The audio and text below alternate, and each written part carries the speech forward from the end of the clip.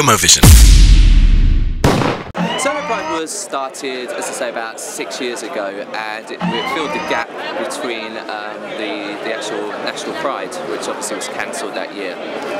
So we decided to do a small street party, which started off with about 5,000 people, and now we roughly get about 120,000 people in Soho.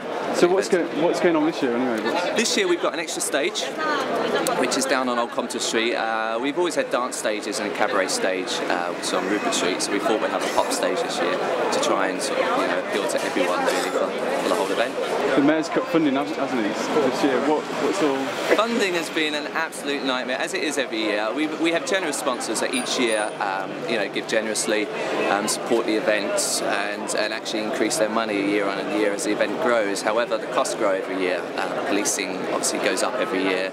Council fees, parking fees.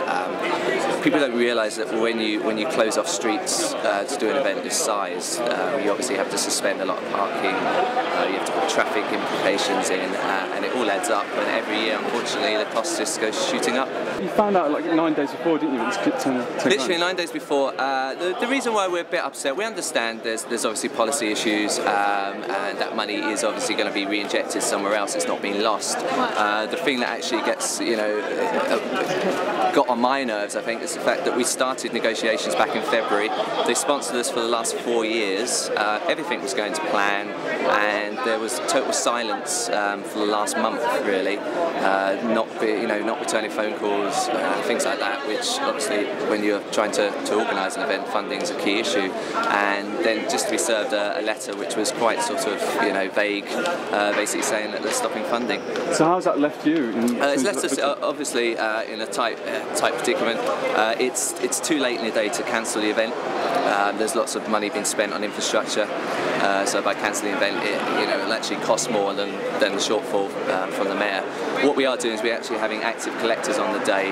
Volunteers are giving up their own time for a couple of hours, going around shaking buckets, which we're internally grateful for, and anyone enjoying the event just put some money in, really. So what's the main difference between Soho and London Pride? I mean, obviously Soho's got a bigger reputation in terms of Londoners. So why do you think that is? Why do you think for Londoners Soho Pride is better than? We don't like to call it London Pride. We call it National Pride, really, because that's what London Pride is. That's what it always was. It was the sort of amalgamation of everyone coming into the country's capital, and it was in a park for quite a few years. They migrated back into town. The difference between Soho Pride is we are literally a community party. All the bars and clubs, gay restaurants, straight restaurants come bring their chairs out, tables and chairs, and just have one big party, whereas obviously London Pride, or National Pride as I like to call it, still has very much a political stance with the parade as well. So we're like a giant street party. So do you think it would be, if Boris is talking about cutting all these events down, saving money, do you think it would be a big loss to London if? I think so. I don't, as we know, that there is no need to cut the events down themselves. Most of the events, about 90% of Soho Pride costs are actually covered by sponsors. It's just that last 10% that we always rely on the government. We actually we were approached by the Mayor's office all those years ago to actually support the event. So I don't see that there's a need to lose an event. I just think the money needs to be a bit more evenly shared.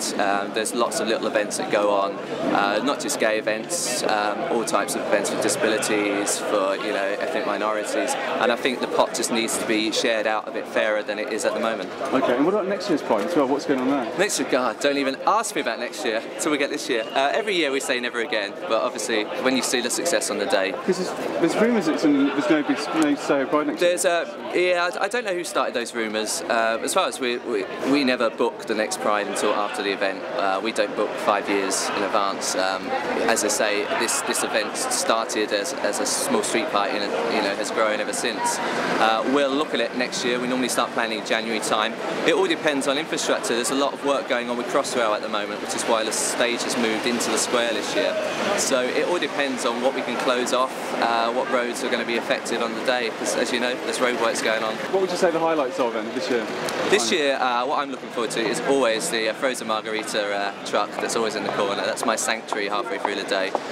This year, Gaydar Radio are really putting a lot of effort into the square itself. They're doing Camp Gaydar, which is sort of like an American theme park style event, which is going to be fun, and also the new stage on Old Compton Street. So that should be good. Some nice, good artists who, you know, some that have played for us for years, others that are new coming on, all give up their time free of charge, you know, to support the event. So that's what it's all about, really. HOMOVISION.